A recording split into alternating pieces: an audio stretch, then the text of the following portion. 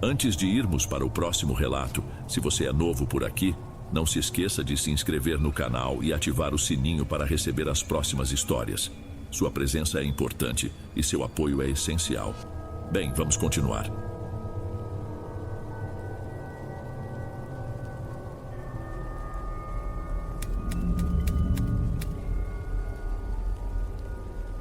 Toda criança tem o seu lugar preferido no mundo. Aquele lugar que parecia proteger a gente de qualquer maldade. O meu era a casa dos meus tios. Na verdade, o refúgio eram meus primos, Dira, Ariane e principalmente o Murilo. Passar um fim de semana com eles era o evento do meu mês. Só que existe uma distância enorme entre se sentir seguro e realmente estar seguro. Eu descobri isso da pior maneira. Meu nome é Alessandra e o que vou contar aconteceu num fim de semana no comecinho de outubro de 2010.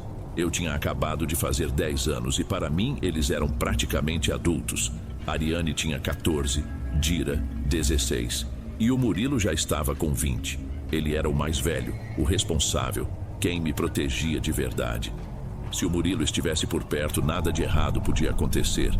Meus tios precisaram fazer uma viagem a trabalho, coisa rara, e o deixaram no comando da casa e de nós.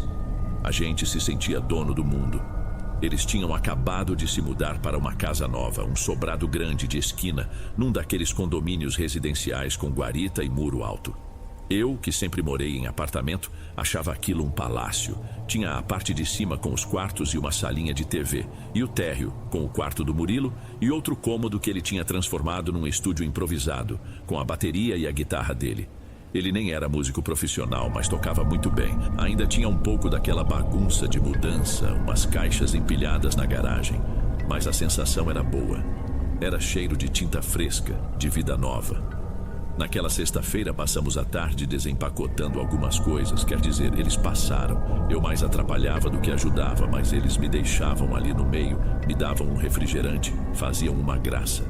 Com eles, eu me sentia parte de algo, me sentia em casa, talvez mais do que na minha própria casa. Quando a noite começou a cair de vez, a fome bateu de um jeito que fez a gente largar as caixas no meio da garagem. Murilo, com aquele jeito de irmão mais velho que resolve tudo, esfregou as mãos uma na outra e anunciou que ia bancar uma pizza gigante para nós. Assim ninguém precisaria sujar a cozinha nova. Eu e Dira comemoramos na hora. Ariane, sempre mais vaidosa, disse que ia aproveitar para tomar um banho. O portão da garagem e a porta da frente eram integrados num sistema eletrônico, com um único controle remoto. Como Ariane ia ficar em casa, pareceu óbvio que ninguém precisava levar chave. Só pedimos para ela fechar tudo e ficar de olho no celular para abrir quando a gente voltasse. Uma péssima ideia, claro. Não demoramos nem 30 minutos, a pizzaria era ali perto, dentro do próprio bairro. Quando o carro do Murilo encostou em frente ao portão alto de ferro branco, Dira já foi mandando uma mensagem para Ariane, avisando que tínhamos chegado. O cheiro de queijo quente dentro do carro só estava piorando a nossa impaciência. Passou 1 minuto, 2, 5 minutos. E nada do portão abrir. A impaciência de Dira começou a se transformar em irritação. Essa garota não sai desse banho, não é possível. Ela resmungou, já pegando o celular para ligar. Calma, ela já deve estar vindo. Murilo disse, tranquilo, olhando para cima, na direção da sacada do quarto principal, o dos meus tios. Era lá que Ariane tinha dito que ia usar o chuveiro.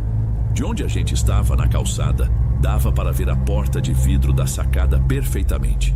Tinha umas persianas brancas de lâminas que estavam viradas para baixo. Se alguém se aproximasse por dentro, a gente conseguiria ver o contorno da pessoa. Foi exatamente na segunda ligação de Dira que a silhueta de Ariane apareceu atrás do vidro. Dava para ver que o cabelo estava molhado e ela segurava uma toalha enrolada no corpo com uma mão e o celular na outra. Abre logo essa droga, Ariane, a gente tá com fome. Dira já estava quase gritando, gesticulando com a mão livre. Espera, eu não tô achando o maldito controle. A voz de Ariane soou igualmente irritada do outro lado da linha. A noite caía rápido e começou a ventar. Eu saí do carro e fui abraçar o braço do Murilo, mais por costume do que pelo frio. A discussão continuou por mais um instante até que Dira parou de falar no meio de uma frase. Ela ficou completamente imóvel.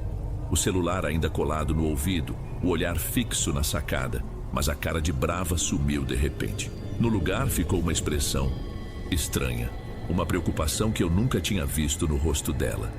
Ariane, quem é que tá aí com você? A voz de Dira saiu falhada, quase um sussurro. Eu e Murilo olhamos para a sacada no mesmo instante.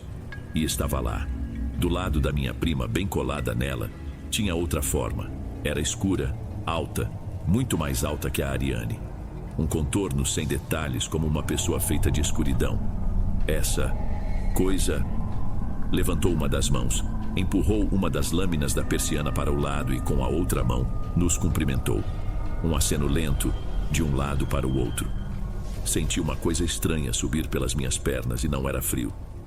Do que você tá falando? Eu tô sozinha, para de graça. A voz de Ariane respondeu no telefone, irritada, mas com um fundo de medo que ela não conseguiu disfarçar. Ariane, sai daí agora! Murilo gritou, a calma dele sumiu na hora. Ele começou a sacudir o portão de ferro com as duas mãos, como se a força dele pudesse quebrar o portão. Pela fresta da persiana, vi Ariane encostar a testa no vidro. Ela fechou os olhos com força e começou a chorar, completamente travada. Não conseguia correr, não conseguia se mexer. Ariane, à sua direita, corre! Dira berrava ao telefone, a voz esganiçada. A silhueta escura continuava ali, parada, com aquele aceno bizarro e contínuo. Murilo não perdeu mais tempo. Ele tomou distância e começou a escalar o portão, se apoiando nas barras de ferro. O plano dele era claro, chegar na sacada e quebrar o vidro se fosse preciso. No momento em que o pé dele alcançou o topo do portão, a coisa escura recuou e a persiana se fechou por completo, nos deixando de volta no escuro. Logo em seguida, a silhueta de Ariane também sumiu. O alarme da casa disparou com um som estridente que quebrou o silêncio da rua. Dira desligou a chamada, as mãos tremendo tanto que ela mal conseguia segurar o aparelho. O som do alarme foi desativado de repente. Segundos depois, um estalo metálico e o portão começou a deslizar, abrindo para nós. Foi Murilo, lá de dentro.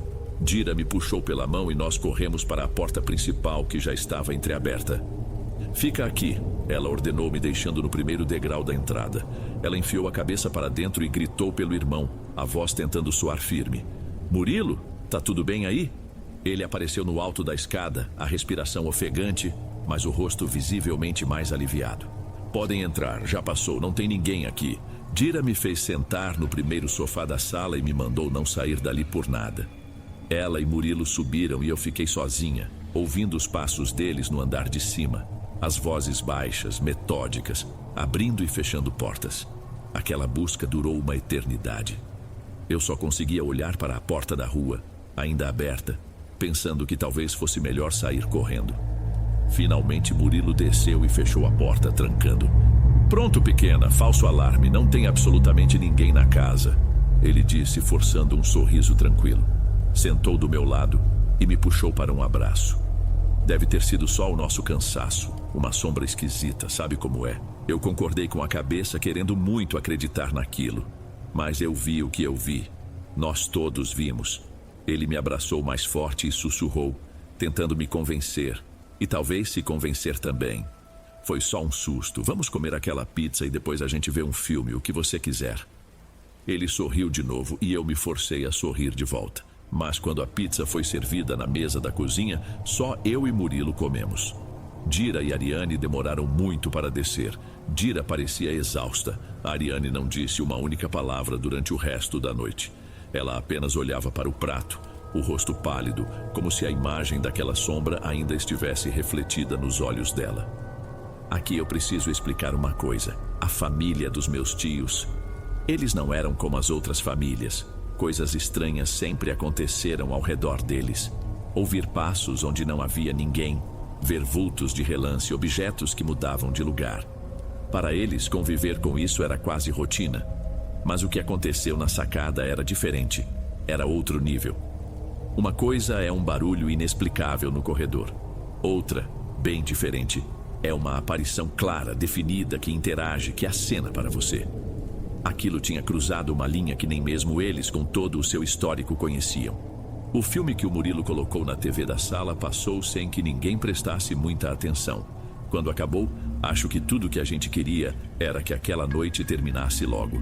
Murilo foi para o quarto dele no andar de baixo e nos disse para gritar se precisássemos de qualquer coisa. Dira me deu um abraço apertado e falou para eu tentar dormir antes de entrar no quarto dela, que ficava bem em frente ao de Ariane, onde eu ia ficar. Nós enchemos um colchão de ar e o colocamos no chão, ao lado da cama da Ariane. Ela deitou na cama dela, eu no colchão. Em silêncio, arrumamos os cobertores. Quando apaguei a luz, ela esticou a mão no escuro. Dorme assim comigo, não solta. A voz dela era um fiapo. Eu segurei a mão dela com força, sentindo os dedos dela gelados. Ela pareceu adormecer, mas eu fiquei de olhos abertos, olhando para o teto que eu mal conseguia ver. Não conseguia parar de pensar naquilo. O que era aquela coisa? Será que a Ariane tinha visto o rosto dela? O que aconteceu no segundo em que a persiana se fechou? Comecei a sentir uma saudade imensa da minha mãe, da minha cama, da segurança da minha casa. As lágrimas começaram a descer quietas, sem barulho, e eu me virei de lado para a Ariane não perceber. 3 batidas na porta me fizeram prender a respiração. Olhei para a Ariane. Ela já estava com os olhos abertos, fixos em mim, a expressão alerta. Fez um sinal de silêncio com o dedo nos lábios. Outras 3 batidas soaram. Ariane, sou eu, deixa eu entrar. Era a voz da Dira. Ariane levantou num pulo e destrancou a porta. Dira entrou rápido como se fugisse de algo e trancou de novo. Posso dormir aqui com vocês? Não estou me sentindo tranquila. Ela sussurrou, já trazendo o travesseiro e o edredom dela. Eu abri espaço para ela no colchão de ar. Era grande, cabia nós duas. Nós nos ajeitamos em silêncio de novo. Eu já estava me sentindo bem mais segura, espremida entre a parede e a Dira. Estava quase pegando no sono quando um som me despertou de novo. O som da maçaneta da porta. Ela girava devagar, de um lado para o outro. Senti um alívio imenso por Dira ter trancado. Olhei para ela, que parecia dormir. Olhei para a cama e vi Ariane de olhos arregalados encarando a porta. Ela ainda segurava a minha mão. Nós duas ficamos em silêncio absoluto, só observando a maçaneta continuar seu movimento lento. Ariane, sou eu, deixa eu entrar. A mesma voz, o mesmo tom da Dira. Mas a Dira de verdade estava ali, do meu lado, no colchão. Minha pele inteira se arrepiou. Aquela frase, dita por uma coisa que queria entrar, se transformou na coisa mais assustadora que eu já tinha ouvido na vida. Ariane me puxou da cama dela e nos sentamos as 3 juntas no colchão de ar, abraçadas, o mais longe possível da porta. Ninguém falava nada, ninguém respirava direito. A maçaneta finalmente parou de girar. Ficou um silêncio no corredor, um silêncio pesado que parecia um aviso. Então as batidas voltaram. Não eram mais toques discretos. Eram pancadas. 3 golpes secos, fortes, que fizeram a madeira da porta vibrar. Dira soltou um gemido baixo de pavor. A voz do outro lado falou de novo, mas não era mais a voz dela. Era uma mistura esquisita, como 2 vozes falando a mesma coisa ao mesmo tempo. Uma aguda e outra grave. A frase, no entanto, não mudou. Deixa eu entrar. Ouvimos passos se afastando do corredor. Pesados, apressados. Eram os passos de alguém descendo a escada correndo. E depois, subindo. Subia e descia sem parar, numa velocidade que não parecia humana. Minhas primas estavam aguentando firme, tentando ser fortes por minha causa, eu tenho certeza. Mas aquilo não era normal, nem para os padrões bizarros delas. De repente, os passos pararam bem em frente à nossa porta, e ela foi esmurrada com uma violência que nos fez gritar. Sou eu, o Murilo, abram! A voz dele estava embargada, cortada por choro. Dira se levantou na hora para abrir, mas parou com a mão a centímetros da maçaneta. Ela olhou para Ariane buscando uma confirmação. E se não for ele? Ariane sussurrou, o rosto branco como papel. A pergunta ficou sem resposta. A coisa lá fora era tão boa em imitar que a gente não sabia mais diferenciar o que era real. Abram, por favor, abram logo. Murilo gritou de novo. E dessa vez o som do choro dele foi inconfundível. Era desespero puro. Dira não hesitou mais e girou a tranca. Murilo entrou com tudo, quase caindo para dentro do quarto, e bateu a porta atrás de si. Ele a trancou e se escorou nela, deslizando até o chão. Ele estava chorando de verdade, soluçando com o rosto enfiado nas mãos. Aquele homem de 20 anos, meu primo que eu via como um gigante, estava encolhido e aterrorizado. Ver ele daquele jeito foi o que me quebrou. Toda a coragem que eu estava tentando fingir que tinha foi embora. O choro veio com tudo, um choro de pânico, de quem finalmente entende que está em perigo de verdade. Murilo, o que aconteceu? Dira perguntou, se ajoelhando ao lado do irmão. Ele levantou a cabeça, os olhos vermelhos e arregalados de pânico. Eu ouvi os passos, achei que era um ladrão, me tranquei, mas aí... ouvi a minha própria voz na porta de vocês. Ele disse, a voz quebrada. Alessandra, tapa os ouvidos, agora. Eu obedeci na hora. Enfiei os dedos nos ouvidos o mais fundo que pude e fechei os olhos com força. Não queria ouvir. Não queria saber de mais nada. Eu só conseguia ver a imagem do meu herói desmoronado no chão, falando coisas que eu não podia escutar para as irmãs. O cansaço, o medo e o choro me venceram. Eu apaguei ali mesmo, no meio do caos. Quando eu abri os olhos, o quarto estava claro, cheio de sol. Por um momento, um único momento de alívio, eu acreditei que tudo não tinha passado de um pesadelo horrível.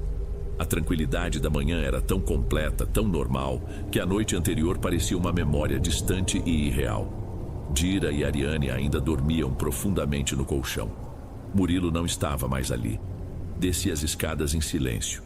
Meus tios tinham chegado de viagem de madrugada e minha tia já estava na cozinha, passando um café. O cheiro familiar me acalmou por um instante. Bom dia, minha flor, dormiu bem? Ela me perguntou com um sorriso cansado. Bom dia, cadê o Murilo? Foi a única coisa que consegui perguntar. Saiu bem cedinho. Disse que tinha umas coisas para resolver na rua. Ela respondeu sem dar muita importância. Claro que tinha. Ele só queria fugir daquela casa. Quem não queria? O café da manhã foi a coisa mais estranha do mundo. Um silêncio pesado entre nós quatro, minhas primas e eu. Ninguém ousou tocar no assunto da noite anterior. Durante o dia nos forçamos a agir normalmente. À noite, uma amiga da Ariane, a Bruna, veio para dormir em casa, como já tinham combinado. A chegada dela ajudou a quebrar um pouco o clima pesado. Decidimos fazer uma sessão de cinema na sala, só nós três, as meninas. Apagamos as luzes, fizemos um balde de pipoca e colocamos um daqueles filmes musicais de adolescente que passavam toda hora na TV. Ariane e Bruna estavam animadas, cantando as músicas. Eu não conhecia nenhuma, então fiquei quieta, só assistindo. Foi aí que comecei a ouvir. Um som que não se encaixava na trilha sonora do filme. Um prato de bateria, aquele mais agudo sendo tocado fora de ritmo. Era um som metálico, constante e irritante. Ariane percebeu minha cara de incômodo. O que foi, Alessandra? Eu só fiz um sinal de silêncio e apontei para o meu ouvido. Escuta, sussurrei. As duas ficaram quietas, prestando atenção. E ouviram também. O som vinha do corredor na direção do estúdio improvisado do Murilo. Seu irmão não tinha saído? Bruna perguntou confusa. Ariane nos pediu para ficar quietas e foi andando devagar até a porta da sala. Assim que ela chegou no arco que dava para o corredor, o som da bateria parou. Um silêncio esquisito tomou o lugar. Foi quando outro som começou, o latido de um cachorro, vindo do quintal dos fundos. Meu estômago embrulhou. Ariane começou a chorar baixinho. É a Mel, ela disse, a voz embargada. Mel era a cachorrinha deles. Tinha morrido de velhice há uns 2 meses. Deve ser um cachorro da rua. Bruna tentou consolar, mas o latido era muito específico, muito familiar. Nós 3 estávamos paradas ali, olhando na direção da cozinha que dava acesso ao quintal. A porta dos fundos, uma porta pesada de metal, rangeu ao se abrir. Devagar. Os latidos pararam no mesmo instante. E então, um barulho ensurdecedor de louça se quebrando no chão da cozinha nos fez pular de susto. Bruna e Ariane gritaram. Elas correram para a porta da frente gritando pelo meu tio. Mas eu não consegui me mover. Meus pés pareciam pregados no chão. Um zumbido agudo tomou conta dos meus ouvidos, abafando os gritos delas e o som do meu próprio coração batendo. Foi quando eu vi. Uma figura escura, quase uma mancha de tinta, saiu da cozinha, trazendo com ela um cheiro de poeira úmida, de porão fechado. Andava agachada de um jeito desengonçado e era grande. Ela se moveu com uma rapidez anormal e se enfiou debaixo da longa mesa de jantar. No movimento, bateu nas cadeiras, fazendo um barulho alto de madeira arrastando no piso. Por um único instante, A luz da janela que vinha da rua iluminou sua cabeça, e eu vi. Tinha 2 chifres, grossos, curvados para trás como os de um bode. O barulho das cadeiras arrastando no piso foi o que me trouxe de volta. Ouvi os gritos de Ariane e Bruna chamando pelo meu tio. Em segundos, ele apareceu na sala com um taco de beisebol na mão, acendendo todas as luzes que via pela frente. A casa inteira se iluminou de repente. A primeira coisa que notei foi que debaixo da mesa de jantar não havia absolutamente nada. Mas as cadeiras estavam lá, sim, empurradas para trás, uma delas caída no chão. A prova de que algo físico tinha acontecido. Minha tia me agarrou pelos ombros. "Vamos sair daqui", ela disse, a voz trêmula, me guiando para fora da casa junto com as outras meninas que não paravam de chorar. Enquanto ela me empurrava para o quintal da frente, eu não conseguia parar de olhar para a sala vazia e iluminada. Vi meu tio entrar na cozinha com o taco erguido e sumir de vista. Ele chamou a polícia. 2 oficiais vieram, revistaram a casa inteira e, claro, não encontraram ninguém. Nenhuma porta ou janela arrombada. Nada. Depois que eles foram embora, minha tia nos levou de volta para o quarto de Ariane. Ela perguntou a Bruna se não queria que a levassem para casa, mas a menina negou. Acho que ela estava com mais medo de ir embora sozinha do que de ficar ali, acompanhada. Minha tia nos cobriu uma a uma. O rosto dela era pura angústia. Ela acendeu um abajur para deixar uma luzinha no quarto e saiu, fechando a porta. Eu fiquei na cama de solteiro, encostada na parede. Ariane e Bruna se deitaram juntas no colchão de ar. Ficamos em silêncio por um longo tempo. Ninguém conseguia relaxar. "O que era aquilo?" Bruna sussurrou no escuro. "Eu não sei", respondeu Ariane. "Tinha chifres. Vocês viram que tinha chifres?" Bruna insistiu, a voz trêmula. Ariane não respondeu. "É melhor a gente não falar mais sobre isso", disse Bruna por fim, como se falasse para si mesma. "Melhor não falarmos mais sobre isso", disse a voz do meu tio, grave e calma, dentro do quarto conosco. Mas ele não estava ali. O abajur se apagou. Um clique e a escuridão foi total. Desta vez ninguém ficou paralisado. Bruna deu um grito agudo quando algo a puxou com força pelas pernas, tentando arrastá-la para fora do colchão. Em seguida, a cama onde eu estava começou a sacudir. Não era um tremor. Era uma agitação violenta, descontrolada, como se um animal enorme e pesado estivesse se debatendo debaixo dela, tentando me jogar no chão. O medo de antes não era nada perto daquilo. Eu só pensava que o chão ia se abrir, que a coisa debaixo da cama ia me pegar. O colchão de ar onde as meninas estavam foi levantado de um lado, como se uma mão gigante o erguesse, e as 2 rolaram para o chão. Foi aí que conseguimos gritar de verdade. Ariane gritava pelo pai com uma força que eu nunca tinha ouvido. Eu, que sempre ficava muda, saí da cama num pulo e corri para a porta. Girei a maçaneta e a abri com tudo, pronta para correr pelo corredor sem olhar para trás. Dei de cara com meus tios, os 2 parados do lado de fora com o rosto cheio de pânico ao ouvir o que acontecia lá dentro. Eles acenderam a luz do quarto e correram para ajudar Ariane e Bruna a sair de debaixo do colchão de ar que tinha virado sobre elas. Ninguém perguntou o que tinha acontecido. Ninguém precisava. Naquela noite ninguém mais dormiu naquela casa. Meu tio nos colocou no carro de pijama e tudo, e simplesmente saiu dirigindo sem rumo pela madrugada. Paramos numa daquelas lojas de conveniência de posto de gasolina que ficam abertas a noite toda. Ele comprou café para ele e para minha tia, e chocolate quente para nós. Ficamos um bom tempo ali no carro, no estacionamento iluminado, só olhando o movimento, como se a luz e a presença de outras pessoas pudessem criar uma barreira contra o que tinha ficado para trás. A última coisa de que me lembro claramente é de abrir os olhos e ver meu tio me carregando escada acima, de volta para casa. O sol já estava quase nascendo. Eles me deitaram na cama deles entre os 2, e foi ali que eu finalmente apaguei de verdade. No dia seguinte, meus pais vieram me buscar. Ninguém contou a eles o que aconteceu. Ninguém nunca contava. Aquele fim de semana se tornou um assunto proibido na família. Uma coisa que todos sabiam que estava lá, mas para onde ninguém tinha coragem de olhar. Aquela foi a última vez que dormi na casa deles. Meses depois, eles se mudaram daquele sobrado, mas não adiantou. O problema nunca foi a casa, eram eles. A coisa os seguia. Com o tempo, a família se desfez. Meus tios se separaram. Minhas primas, assim que puderam, casaram e foram viver suas vidas, cada uma para um lado. como se fugissem da própria sombra. E o Murilo, meu primo, meu protetor, ele faleceu alguns anos depois, com pouco mais de 20 e poucos anos.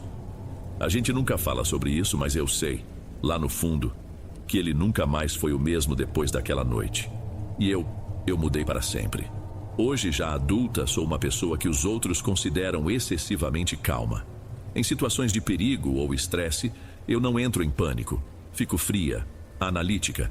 Mas não é coragem, é o contrário. É o resultado de ter o medo instalado tão fundo na alma que ele virou parte de mim. Eu vivo em estado de alerta constante, sempre mapeando saídas de emergência de qualquer lugar em que entro. Aquele fim de semana não só me mostrou que o mundo é muito mais estranho do que a gente imagina. Ele me ensinou que a sensação de segurança é só isso, uma sensação, frágil e terrivelmente fácil de quebrar.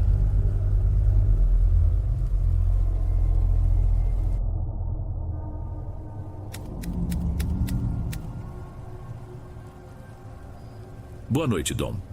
Eu me chamo Elisa, e o que vou contar aconteceu faz pouco mais de 10 anos. Naquela época, minha vida era o sítio da minha família. Eu morava com meus pais e uma penca de irmãos. Éramos 7 no total, contando comigo. Dentro de casa era um barulho que não tinha fim. Uma gritaria por causa de uma ferramenta, a rádio sempre ligada numa música qualquer, minha mãe chamando alguém do quintal. Era impossível ter um minuto de sossego, um pensamento que não fosse interrompido. Meu único refúgio de verdade ficava nos fundos da propriedade, passando o terreiro de café. Era um pequeno pomar de laranjeiras que meu pai mantinha mais por teimosia do que por lucro. Ali, o barulho da casa virava um zumbido distante. O ar era mais fresco, e a sombra das folhas criava um tipo de abrigo, um mundo só meu. Eu ia para lá sempre que conseguia escapar das tarefas. Sentava escorada no tronco da árvore mais antiga e ficava ali só ouvindo o vento e pensando na vida que eu queria ter, uma que fosse um pouco mais silenciosa. Aquele lugar era a minha paz, a única que eu tinha. Foi numa tarde quente de outubro que as coisas começaram a mudar. Fui para o pomar como sempre fazia depois de ajudar minha mãe com a roupa. Assim que passei pelo portãozinho de madeira que separava o terreiro do resto do terreno, senti um cheiro diferente. Era um cheiro adocicado, mas enjoativo, como fruta que passou do ponto e começou a fermentar no chão. Achei estranho porque meu pai sempre mantinha tudo limpo por ali, mas não dei muita bola. Devia ser o calor forte acelerando as coisas. Caminhei até minha árvore de sempre e no caminho reparei em algumas laranjas caídas. Não eram muitas, mas elas não pareciam normais. Em vez de estarem amassadas ou comidas por bichos, pareciam murchas. A casca estava enrugada, opaca, como se tivessem secado por dentro. Cutuquei uma com o pé e ela rolou, leve, quase oca. Sentei no meu lugar, mas a sensação de paz não veio. Pelo contrário, havia uma quietude esquisita, daquele tipo que faz a gente aguçar os ouvidos para tentar entender o que está faltando. Foi aí que me dei conta. Eu não ouvia nada. Nem o canto de um passarinho, nem o zumbido de alguma mosca, nada. O pomar, que sempre tinha seus ruídos discretos, parecia ter prendido a respiração. Aquela tranquilidade que antes me acalmava, de repente me pareceu vazia, errada. Não sei explicar direito, mas era como se o lugar estivesse doente. Fiquei ali sentada por um tempo que não sei medir. Aquele silêncio estranho parecia grudar na pele. Eu estava prestes a levantar e ir embora, dar o dia por perdido, quando ouvi um galho se mexer bem acima da minha cabeça. Não era o vento, era um estalo seco, como se um peso tivesse mudado de lugar. Levantei os olhos, e foi quando eu o vi. Enfiado entre a folhagem mais densa, havia um homem. Ele era magro, comprido demais, de um jeito que as pernas e os braços pareciam esticados. Ele se moveu de novo, e um facho de sol passou pela folhagem, iluminando um rosto que não pertencia àquele lugar. A pele tinha uma palidez de raiz de mandioca, e ele sorria para mim. O sorriso era a pior parte. Os dentes amarelados e com a base escura, quase preta, pareciam fincados na gengiva. Era um jeito de sorrir que não era bom. Meu estômago deu um nó. Aquela figura não era de nenhum sítio vizinho, eu teria reconhecido. Ele se ajeitou num galho mais grosso e com um movimento lento pegou uma laranja. Deixou-a cair. Ela aterrissou com um baque surdo na terra a um palmo do meu pé. Era uma daquelas frutas doentes que eu tinha visto antes. Levantei de um pulo, batendo a poeira da roupa mais por nervosismo do que por necessidade. Meu impulso era correr, mas eu não conseguia tirar os olhos dele. Ele começou a descer da árvore, movendo-se devagar, sem pressa, como um bicho que tem certeza que vai te pegar. Quando seus pés tocaram o chão, ele ficou ali, parado a uns 5 passos de mim, ainda com aquele sorriso fixo no rosto. Então, ele estendeu a mão. Nela havia outra laranja, escura e enrugada. A voz que saiu de sua boca era surpreendentemente suave, quase um sussurro. Pegue, é pra você. A calma dele me deu um arrepio. Eu só queria sair dali, mas meu corpo parecia pesar 1 tonelada. Minha voz saiu trêmula. Quase não saiu. Quem é o senhor? O sorriso dele pareceu se alargar um pouco mais. Sou um amigo, ele respondeu sem dar nenhuma outra pista. Ele continuava me olhando nos olhos e a mão com a fruta podre permanecia estendida no ar. Não sei o que me deu. Vergonha de parecer medrosa? Uma sensação esquisita de que eu não podia recusar? Eu só sei que no fim eu estendi a mão e peguei a laranja. A casca era mole, úmida, e meus dedos afundaram um pouco nela. Era nojento. Assim que a fruta estava na minha mão, ele baixou a dele. Não disse mais nada. Apenas me observava. Virei as costas e comecei a andar de volta para casa, com o coração batendo forte na garganta. Forcei minhas pernas a manterem um passo firme, mas a vontade era de disparar. Olhei para trás uma vez, só uma. Ele continuava lá, no mesmo lugar, sorrindo enquanto eu me afastava. O caminho de volta nunca pareceu tão longo. A laranja na minha mão parecia pulsar, uma coisa nojenta e viva. Antes de chegar no terreiro, não aguentei mais. Desviei para o lado e atirei aquela coisa com toda a força no meio do mato. Limpei a mão na saia, mas a sensação úmida e pegajosa parecia não sair. Entrei em casa e o barulho normal da família quase me derrubou. Meus irmãos mais novos corriam pela sala. Minha mãe mexia numa panela no fogão a lenha. Tentei falar, mas minha garganta estava seca. Minha mãe se virou vendo como eu estava antes mesmo que eu dissesse qualquer coisa. O que foi, menina? Parece que viu assombração. Meu pai, que estava sentado à mesa amolando uma faca, levantou o olhar. Eu contei tudo, atropelando as palavras. Falei do homem na árvore, do sorriso, dos dentes, da forma como ele se movia. Falei da laranja podre. Minha mãe me ouvia com a testa franzida, secando as mãos num pano de prato. Mas que sujeito esquisito, não era ninguém dos Garcia. Às vezes vem um pessoal diferente para trabalhar na colheita. Meu pai pousou a faca e a pedra na mesa. Deve ser algum Zé Ninguém de passagem querendo assustar moça nova. Ele disse com aquela voz grossa dele, tentando mostrar que estava tudo sob controle. Um Zé Graça. Amanhã mesmo eu dou uma volta por lá. Não, pai, não era gente daqui. Eu insisti, sentindo a frustração crescer. Tinha algo de muito errado com ele. O jeito que ele olhava. Meu pai deu um suspiro, aquele tipo de suspiro que encerra a conversa. Fique longe do pomar por uns dias, Elisa, por garantia. Ele voltou a amolar a faca. Minha mãe me deu um copo de água com açúcar, mas eu sabia que eles não tinham entendido. Não de verdade. Para eles, o perigo era um homem. Um estranho, um mal-intencionado. Para mim, o pavor era saber que aquilo, o que quer que fosse, não era um homem. E agora, esse medo era só meu. Passaram-se uns 4 ou 5 dias. Meu pai, como prometido, deu umas voltas pela região, de facão na cintura, e não achou absolutamente nada. Nenhum rastro, nenhuma pegada, nenhum sinal de acampamento improvisado. Aos poucos o assunto foi morrendo e a vida voltou ao ritmo de sempre. Eu mesma comecei a pensar que talvez meu pai estivesse certo. Talvez fosse só um susto. Mas um canto dentro de mim continuava em alerta e eu não cheguei mais perto daquele pomar. Desviava o caminho para tudo. Foi numa quarta-feira, já no fim da tarde, que não teve jeito. Minha mãe estava preparando a janta e percebeu que a caixa de lenha ao lado do fogão estava quase vazia. Meus irmãos tinham ido com meu pai levar umas sacas de milho no armazém do vilarejo e só voltariam à noite. Elisa, filha, vai lá buscar uns gravetos para mim. Ela me pediu sem tirar os olhos da panela. Pega daqueles mais secos perto da cerca do pomar. Eu me encolhi toda. Era o último lugar no mundo onde eu queria pisar. Fiquei parada por um instante procurando uma desculpa, qualquer uma. Mas o olhar da minha mãe era prático. Era uma tarefa simples. e era a minha vez de fazer. Já vou, mãe, respondi com a voz mais baixa do que eu queria. Peguei uma corda velha para amarrar a lenha e saí pelos fundos. O sol já estava baixo, pintando o céu de um laranja avermelhado e esticando as sombras no chão. Cada passo na direção daquela cerca parecia exigir um esforço tremendo. O ar parecia mais parado ali, e o silêncio que eu tinha notado dias antes continuava presente, como se o lugar ainda estivesse de luto. Eu evitava olhar diretamente para as laranjeiras, mantendo meu foco nos galhos caídos e secos espalhados pelo chão.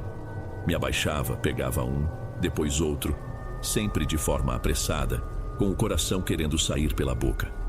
Minha respiração estava curta. Eu só pensava em juntar o suficiente e sair dali o mais rápido possível. A sensação de estar sendo observada era quase física, como um arrepio constante na nuca. Eu olhava por cima do ombro a cada galho que eu pegava, mas não via nada além das árvores e do mato alto. Eu já tinha um feixe razoável de gravetos nos braços. Só mais um ou dois e eu poderia sair dali. Me abaixei para pegar um galho mais grosso que estava perto da cerca quando, vindo do meio do mato, uma mão agarrou meu braço. O toque era gelado mesmo no calor do fim de tarde, e a força era absurda. Os dedos se fecharam na minha pele como raízes secas, nodosas. Um grito subiu pela minha garganta, mas saiu como um chiado sem som. Virei a cabeça e dei de cara com ele. Estava perto, perto demais. O cheiro que vinha dele era o mesmo do pomar, aquele adocicado podre, só que 1000 vezes mais forte. O rosto era ainda mais pálido do que eu me lembrava, quase cinza, com a textura fina de uma casca de árvore doente. O sorriso estava lá, os dentes escuros à mostra. Mas agora os olhos, que antes eram só vazios, tinham um brilho de bicho faminto. Ele me puxou com um tranco, me arrastando na direção do mato mais fechado. Eu me debatia, tentava fincar os pés no chão, mas era como lutar contra uma estátua. Foi quando notei as costas dele. A camisa de tecido fino estava esticada sobre umas elevações pontudas e escuras que se moviam de leve por baixo do pano, como galhos duros crescendo para fora do corpo dele. Um som borbulhou de sua garganta, um ruído úmido como se ele estivesse se afogando. E então ele falou. A voz não era mais suave. Era um raspar de pedra, um grunhido. Você devia ter comido. Ele me deu outro puxão mais forte. O feixe de lenha que eu segurava caiu e se espalhou pelo chão. Jogou fora o meu presente. Ele rosnou e o aperto no meu braço ficou tão intenso que eu senti uma dor aguda, como se o osso fosse quebrar. Aí bateu o desespero. Lágrimas quentes escorriam pelo meu rosto. Eu ia morrer ali. Ele ia me levar para o meio do mato e ninguém nunca mais ia me achar. Com a mão que estava livre, comecei a me bater, a arranhá-lo, mas não fazia efeito. Minha mão bateu em algo duro no chão. Uma pedra. Meus dedos se fecharam em volta dela, a superfície áspera e pesada. Sem pensar, eu juntei toda a força que me restava e golpeei. O alvo era ele, qualquer parte dele. Acertei a lateral da sua cabeça perto da orelha. Fez um barulho oco, molhado. Ele cambaleou para o lado, o sorriso desaparecendo por um segundo numa careta de surpresa, e o aperto no meu braço afrouxou. Foi a única chance que eu tive. Me soltei e corri como um bicho assustado, sem rumo, só para longe dele. Não me importei com os galhos que arranhavam meu rosto e meus braços. O pior não era isso. O pior era o som que vinha atrás de mim. Não eram passos humanos, era um barulho de madeira seca se partindo e se arrastando na terra, intercalado por uma respiração ofegante, forte e molhada, um som horrível que parecia estar sempre logo atrás da minha nuca. Aquilo me empurrava para frente. Eu não ousava olhar para trás. Sabia que se olhasse, se visse o que estava me perseguindo, minhas pernas iam ceder. O ar queimava meus pulmões, e por um momento de pânico, eu percebi que não reconhecia o caminho. Eu estava correndo às cegas, me embrenhando cada vez mais no matagal. Eu não sei por quanto tempo eu corri. Podem ter sido 2 minutos ou 20. Nessa hora o tempo some. Minhas pernas doíam, o fôlego tinha acabado, mas o som daquela respiração medonha atrás de mim não me deixava parar. Foi quando, por entre as árvores, eu vi uma luz amarela e fraca. Era a lâmpada do nosso alpendre. Aquela visão me deu uma última gota de força. Mudei de direção, tropeçando em raízes e pedras, com os olhos fixos naquela luz. O mato finalmente ficou para trás e eu caí no espaço aberto do terreiro. A terra batida nunca me pareceu um lugar tão seguro, mas eu não parei de correr. Continuei gritando, um grito que não era mais de socorro, era só pavor. Um som rasgado de bicho. A porta da cozinha se abriu de supetão. Minha mãe e minhas 2 irmãs mais velhas saíram, assustadas com a gritaria. Eu mal conseguia vê-las direito, a imagem embaçada pelas lágrimas.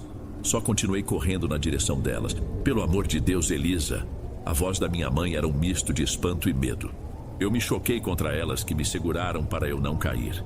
Eu não conseguia falar nada que fizesse sentido. Só chorava e tremia, apontando para a escuridão do mato de onde eu tinha vindo. Elas me arrastaram para dentro de casa, trancando a porta atrás de nós. Levaram um bom tempo para conseguir me acalmar minimamente. Me enrolaram numa coberta, me deram mais água com açúcar, que eu mal conseguia engolir. Minha mãe rezava baixo ao meu lado, enquanto minhas irmãs me olhavam com os olhos arregalados. Ninguém mais duvidava de mim. O medo no meu rosto era prova suficiente. Quando meu pai e meus irmãos chegaram perto das 8 da noite, me encontraram naquele estado. Minha mãe contou a ele o que aconteceu, ou o pouco que ela conseguiu entender do que eu balbuciava. Eu vi o rosto do meu pai se transformar. A cara de dúvida dele sumiu, e no lugar apareceu uma raiva quieta, escura. Ele não disse uma palavra. Apenas se virou, foi até a parede onde guardava suas coisas, pegou o facão de cortar cana e saiu porta afora, desaparecendo na noite. Meus irmãos ficaram na porta, olhando para a escuridão, e pela primeira vez na vida eu vi medo nos olhos deles também. A casa, antes o lugar mais seguro do mundo, agora parecia frágil, com paredes finas demais para nos proteger do que quer que estivesse lá fora. Meu pai só voltou bem depois da meia-noite. Entrou em casa sujo de terra, com os braços arranhados de tanto se meter em moita fechada. Estava acabado, com cara de quem não achou nada. Ele percorreu toda a nossa terra e as beiradas das propriedades vizinhas. Gritou, xingou, desafiou o que quer que fosse a aparecer. Não encontrou ninguém. Nenhum rastro, nenhum galho quebrado. Nada que indicasse uma luta ou uma perseguição. A noite estava completamente silenciosa. Ninguém dormiu direito naquela noite, nem nas muitas que se seguiram. Qualquer latido dos cachorros me fazia sentar na cama, com o corpo duro de tensão. Eu passei a ter medo do escuro, medo do silêncio, medo de ficar sozinha, mesmo dentro de casa. A figura daquele homem, daquela coisa, assombrava meus pensamentos. O sorriso, os dentes, as pontas duras nas costas. A imagem não saía da minha cabeça. Nunca mais soubemos daquela criatura e com o tempo a gente parou de falar no assunto. Mas uma coisa estranha aconteceu. Uma coisa que provou para a minha família e para mim que eu não tinha inventado nada. O nosso pomar começou a morrer. Começou devagar. As folhas das laranjeiras, antes de um verde tão vivo, foram ficando amareladas, manchadas. Depois começaram a cair, cobrindo o chão num tapete seco e triste, mesmo não sendo outono. As poucas laranjas que vingaram na safra seguinte eram pequenas, com a casca grossa e a polpa seca, azeda. Em menos de um ano, a maioria das árvores tinha secado por completo. Seus galhos se tornaram cinzentos e retorcidos, como ossos. Meu pai tentou de tudo, trouxe gente para ver, usou tudo que era veneno e adubo. Nada adiantou. Era como se uma praga tivesse pegado na alma daquele lugar. O pomar, que um dia foi meu lugar de paz, virou um cemitério de árvores. Ninguém mais ia lá. Eu saí do sítio uns anos depois, vim tentar a vida em outro lugar, mas aquela tarde nunca me abandonou de verdade. Até hoje, mais de 10 anos depois, eu não consigo comer laranja. Se sinto o cheiro da fruta sendo descascada, meu estômago embrulha e a imagem daquela mão pálida me oferecendo uma fruta podre volta com uma clareza que me assusta. Aquela coisa não me levou para o mato, mas roubou algo de mim que eu nunca recuperei. A paz. Aquele pedaço de terra morreu e uma parte de mim morreu junto com ele.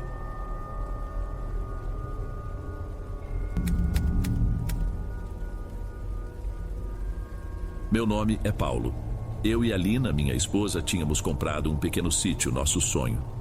Não era nada luxuoso, só uma casinha simples com varanda, cercada por um pedaço de mata que se recusava a virar pasto. Era ali que a gente vivia, tranquilos. Nossa rotina era quase um ritual. O café passado no coador de pano de manhã cedo, O pão na chapa, a porta aberta para o cheiro do mato entrar. A Lina tinha uma paixão: observar pássaros. Ela mesma montou um pequeno giral de madeira, um tipo de plataforma elevada no meio de uma clareira, a uns 20 minutos de caminhada de casa. Era o refúgio dela. E ela sempre levava junto o Zequinha, nosso cachorro. Na verdade, ele era mais dela do que meu. Um vira-lata magro, cor de caramelo, que ela achou abandonado numa estrada de terra. A ligação dos dois era uma coisa impressionante. Às vezes eu achava até estranho. Ela passava horas com ele no quintal fazendo umas brincadeiras que eu não entendia bem. Dava uns comandos com gestos, fazia ele ficar parado, olhando fixo para um ponto como uma estátua. Depois dava um petisco e o abraçava. Eu ria, falava que ela estava treinando o bicho para o circo. Ela só sorria e dizia: "Ele precisa aprender a prestar atenção, Paulo, só isso." Hoje essa lembrança me dá um arrepio. Naquela manhã de setembro, a última, o dia amanheceu diferente. Mudo. Tomamos nosso café na varanda como sempre, mas nenhum pássaro cantou. Nenhum. Lina comentou olhando para as árvores. Disse que era uma quietude estranha. Eu dei de ombros, falei que a bicharada devia estar com preguiça.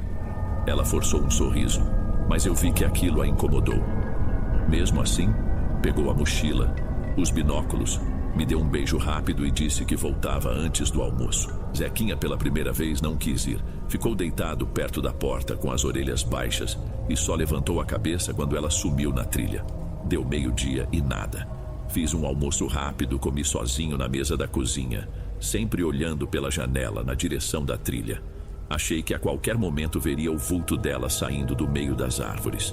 Mas a tarde foi passando, e a única coisa que se movia lá fora eram as sombras se esticando pelo quintal. Ela deve ter encontrado algum bicho raro, eu pensava. A Lina perdia a noção do tempo com uma facilidade impressionante. Era capaz de ficar horas, imóvel, só para fotografar o voo de uma borboleta diferente. Tentei me ocupar, lavei a louça, arrumei umas ferramentas, mas minha cabeça não saía dela. Cada minuto parecia durar uma hora. Perto das 3, peguei o celular e liguei. Chamou e caiu na caixa postal.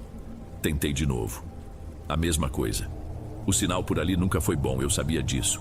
Mas um aperto começou a se formar no meu peito. Era uma sensação ruim física, como se algo estivesse fora do lugar. Zequinha continuava deitado perto da porta. Não gania, não latia, não pedia comida. Estava só ali, vigiando.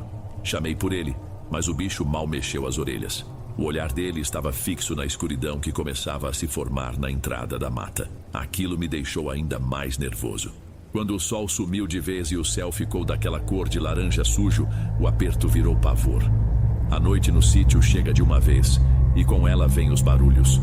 O coachar dos sapos, o som dos grilos, o vento passando pelas folhas. Mas naquela noite a quietude estranha da manhã parecia ter voltado, mais forte, mais pesada. Às 7 eu não aguentava mais. A casa parecia um túmulo. Andar de um lado para o outro não ia resolver nada. Lina não era de fazer isso, de sumir sem dar um sinal. Mesmo com a bateria fraca, ela daria um jeito de mandar uma mensagem. Liguei mais uma vez, direto para a caixa postal. Chega. Peguei a lanterna mais potente que a gente tinha, vesti uma blusa de frio e abri a porta. O ar da noite estava gelado. Vem, Zequinha, vamos procurar a Lina. O cachorro se levantou na mesma hora, como se só estivesse esperando por esse comando. Ele foi na frente, parou na beirada da trilha e olhou para mim. Apontei a luz da lanterna para a escuridão. O feixe de luz parecia fraco, engolido pela escuridão do mato. Respirei fundo e dei o primeiro passo. O caminho até o giral parecia 10 vezes mais longo no escuro. Cada estalo de galho seco soava como um passo de outra pessoa. Cada sombra se retorcia no limite da luz da lanterna, formando coisas que não estavam lá. Zequinha ia na frente com o focinho rente ao chão sem hesitar. Ele não parecia com medo, parecia focado, como um cão de caça. Chegamos na clareira. A plataforma de madeira estava ali, silenciosa sob a luz da lua que passava rala pelas copas das árvores. Subi a escadinha correndo, desesperado.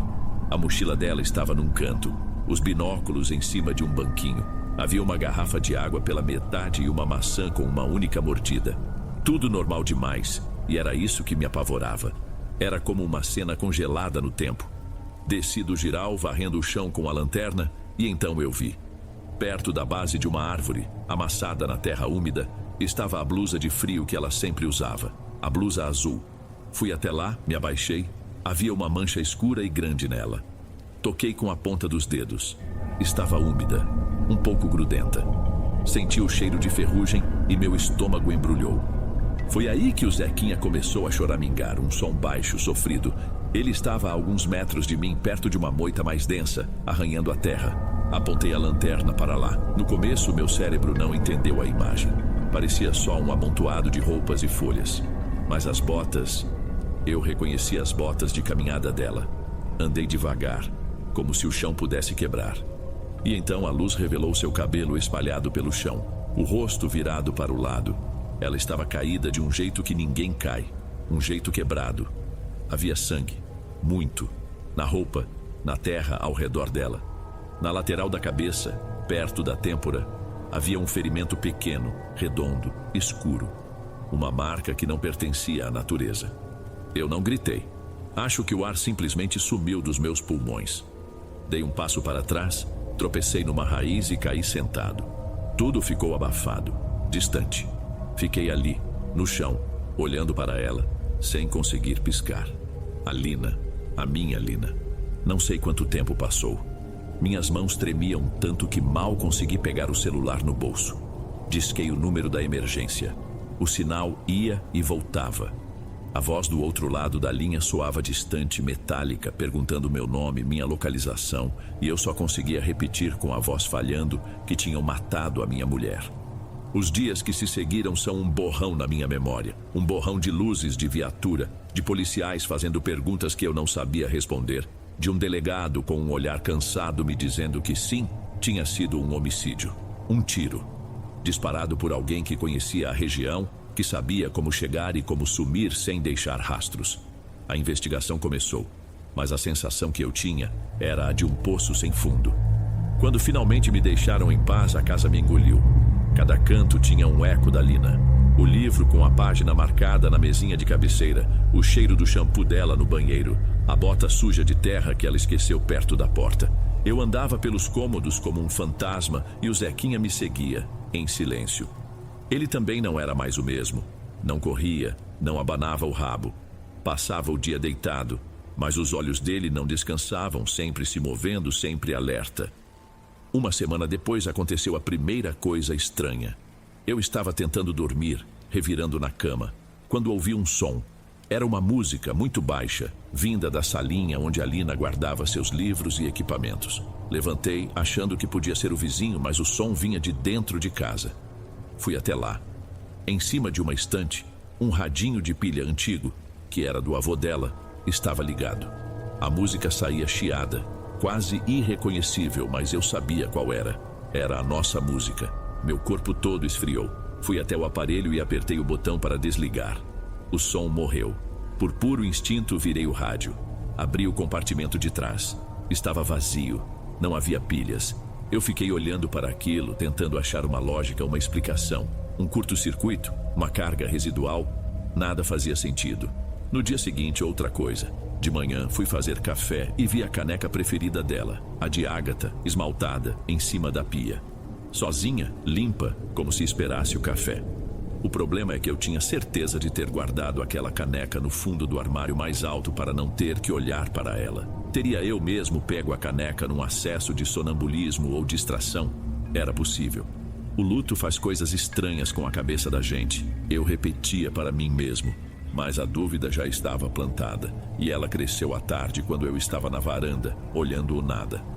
Vi o Zequinha sentado na grama, encarando a entrada da trilha com aquela mesma concentração que eu tinha visto nas brincadeiras dele com a Lina, e uma memória me veio de uma vez. A Lina no quintal, com a mão espalmada no ar. Zequinha congela. Ela fecha o punho devagar e o cachorro se arrasta para trás de uma moita, sumindo completamente. Na época, eu aplaudi. Achei um truque genial. Agora, lembrando da cena, eu não via um truque. Eu via um treinamento, um exercício de ocultação. E pela primeira vez, além da dor, eu senti medo. Um medo que não era da violência que levaram a Lina. Era um medo do que tinha ficado para trás comigo, dentro daquelas paredes. Passou quase um mês de silêncio da polícia e de um luto que não diminuía. Eu estava tentando criar uma rotina, qualquer coisa para não deixar a cabeça afundar. Foi numa tarde de sábado, enquanto eu varria as folhas da varanda, que um carro diferente subiu pela nossa estradinha de terra. Um carro sedã, limpo demais para aquele lugar. Parou perto do portão. Uma mulher desceu. Por um segundo eu não a reconheci, mas então a memória me acertou. Era a Leandra, uma ex-namorada da Lina, de muito antes de a gente se conhecer. Um passado do qual a Lina falava muito pouco e sempre com um certo desconforto. Eu não a via há pelo menos uns 6, 7 anos. Ela veio andando na minha direção com um sorriso triste no rosto e segurando uma travessa de vidro coberta com papel alumínio. Paulo, sou eu, a Leandra. Eu soube o que aconteceu. Sinto muito, de verdade. Fiquei em choque. A voz dela era suave e controlada. Eu só murmurei um obrigado, sem saber o que dizer. O que ela estava fazendo ali? Fiz uma torta de frango, sei que é bobagem, mas pensei que talvez você não estivesse com cabeça para cozinhar. Ela deu um passo para subir na varanda e me entregar a travessa. E foi nesse exato instante que o Zequinha, que estava deitado quieto aos meus pés, se transformou. Não houve latido. Primeiro veio um rosnado, um som baixo e grosso, que parecia vibrar o chão de madeira.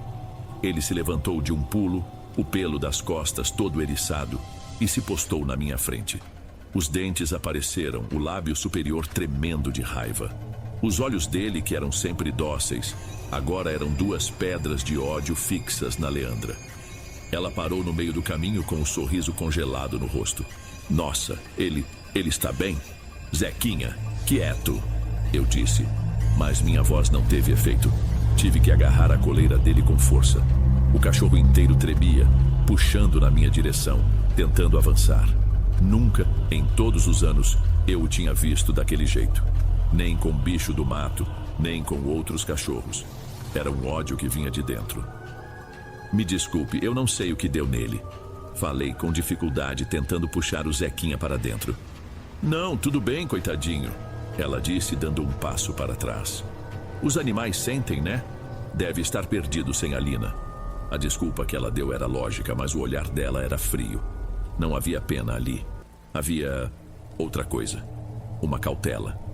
Ela deixou a travessa no primeiro degrau da escada.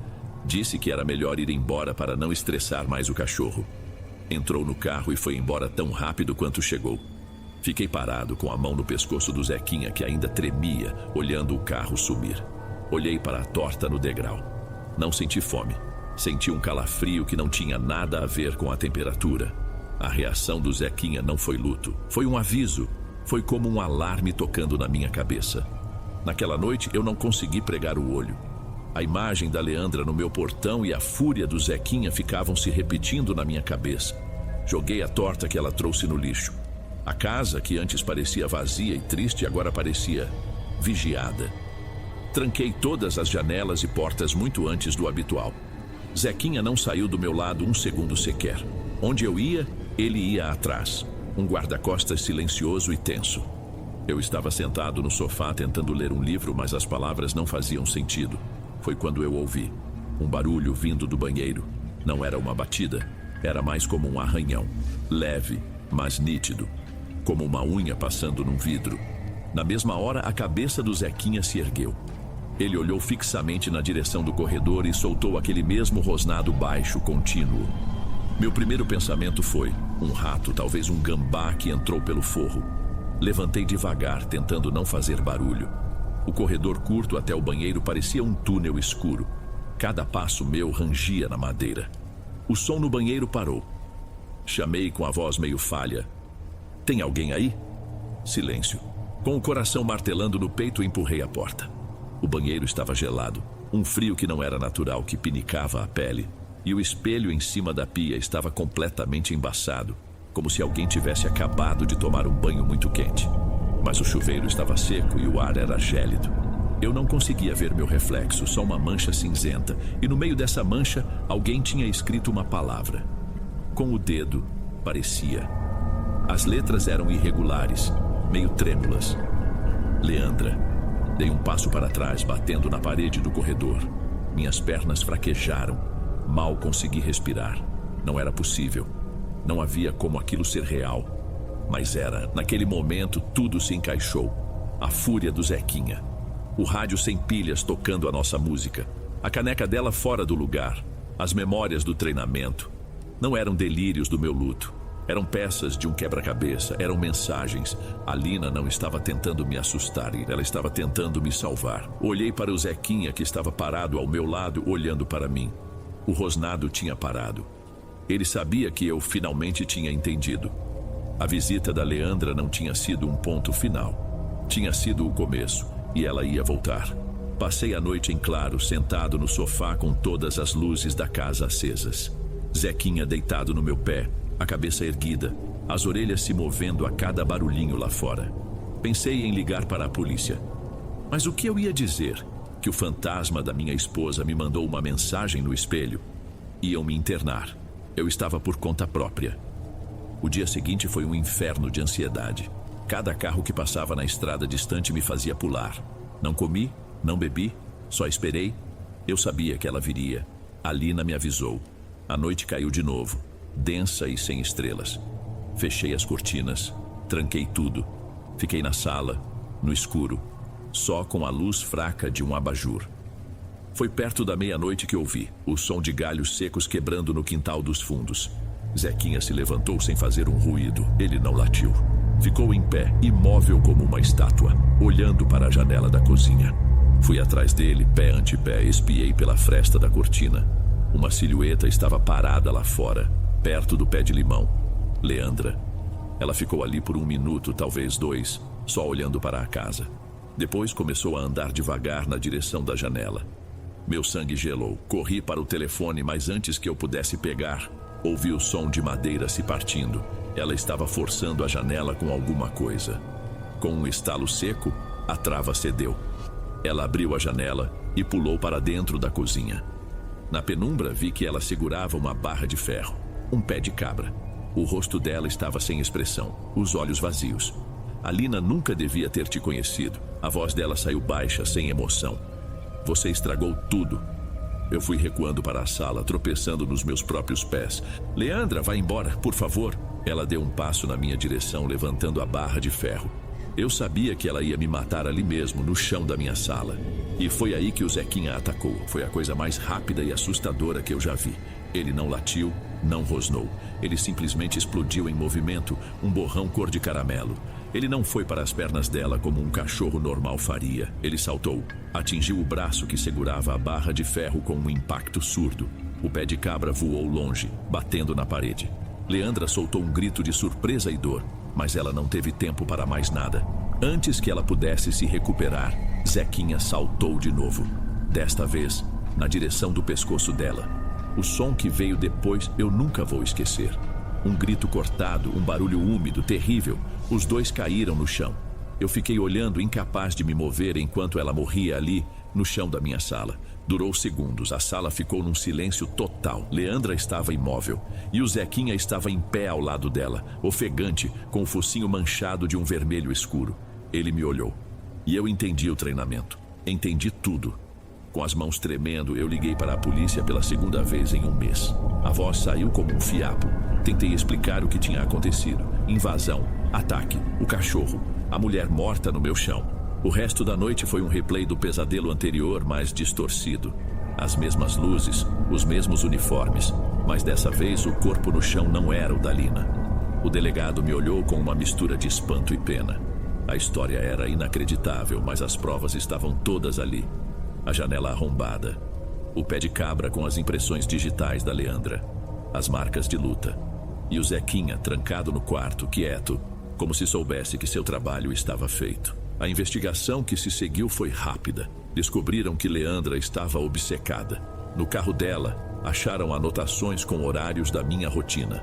Na casa dela, além da arma do crime, do mesmo calibre que matou a Lina, os investigadores encontraram diários onde ela detalhava o plano.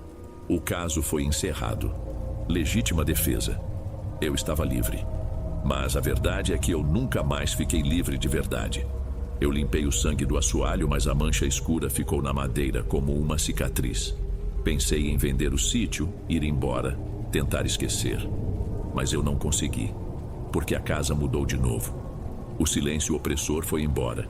As manifestações de aviso pararam. Mas a presença da Lina continuou.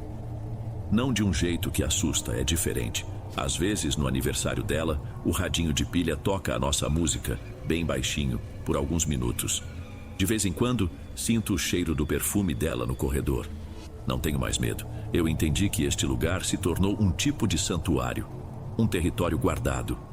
Eu continuei aqui, eu e o Zequinha. Ele envelheceu, o pelo dele agora tem fios brancos, mas ele nunca mais rosnou para ninguém. Ele dorme aos meus pés, tranquilo.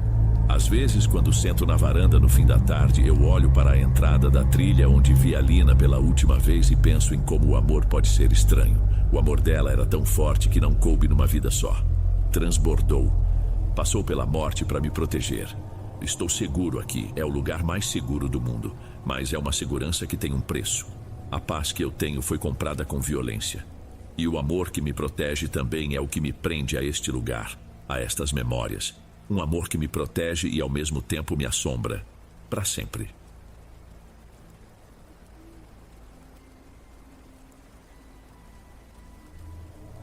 Antes de irmos para o último relato, se ainda estiver por aqui, comente o horário que está assistindo.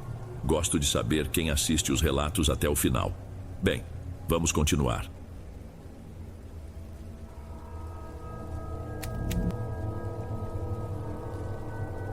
Ei pessoal, obrigado por ouvirem. Clique no sininho de notificações para ser alertado de todas as futuras narrações. Lanço vídeos novos todos os dias por aqui. Espero te ver nos próximos.